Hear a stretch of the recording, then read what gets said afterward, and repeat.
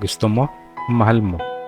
Hindi po relasyon ang pag-uusapan natin na tungkol ito sa job o trabaho. Mahirap maghanap ng trabaho. Aminin ko, isa po ako dun. Hinahanap ko kasi yung saan ako masaya at magagamit ko yung passion ko.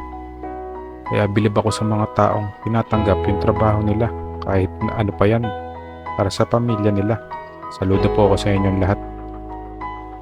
Balik po tayo sa tanong, do you like your work or do you love your work? Magkaiba po kasi yung gusto mo lang at sa mahal mo yung trabaho mo. Wala namang masama sa dalawa.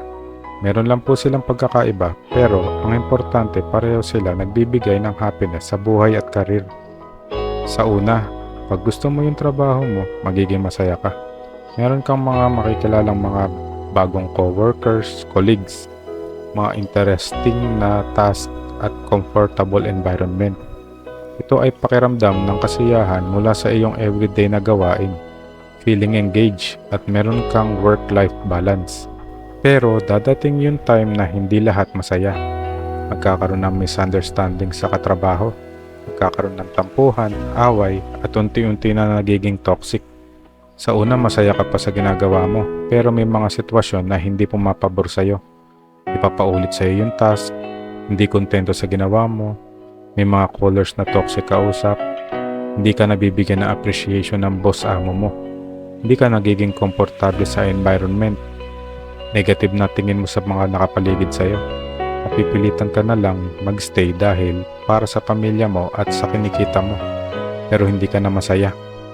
Kaya yung mga nawawalan ng gana magtrabaho, nakaranas ng hindi magandang nangyayari sa company, lalo na sa mga kasama sa trabaho at sa paligid mo, huwag ka mag-worry, huwag ka din papaapekto. Basta gawin mo yung pinapagawa sa'yo at alam mong tama ka. Focus ka lang sa task mo, gawin mo yung trabaho mo at ma-appreciate ka din nila sa ginagawa mo. Meron din naman na kaya nila i-handle yung mga toxic situation. Wala sila problema sa pakikisama at sa mga trabaho nila. Kaya lang nakaramdam pa rin sila ng kakulangan. Hindi pa rin nila makita yung happiness sa ginagawa nila. Ito yung pagmamahal sa trabaho. Kung hindi mo mamahalin yung trabaho, wala kang growth. Kontento ka na lang ba sa ganyan? Pag mahal mo work mo, hindi ito yung simpleng enjoyment lang. Hindi lang din ito sa mga bagay na natatanggap mo sa work mo, kundi pati na rin sa mga bagay na naiaambag mo or nabibigay mo. Meron kang deep passion at dedication sa ginagawa mo. Makikita mo kung gaano ka na motivate ng mga task na binibigay sa'yo. Meron kang malalim na purpose and fulfillment. Yung mga challenges na haharapin mo, nagiging opportunity sa'yo para lalo kang mag-grow. At nagiging sabik ka na ibigay yung oras at energy mo sa trabaho. Mahalin po natin ang trabaho. Konting push pa, i-motivate ang sarili. Para din po ito sa personal growth. Oo, dadami responsibilities. Pero need talaga pagdaanan para umangat yung profession at position sa work.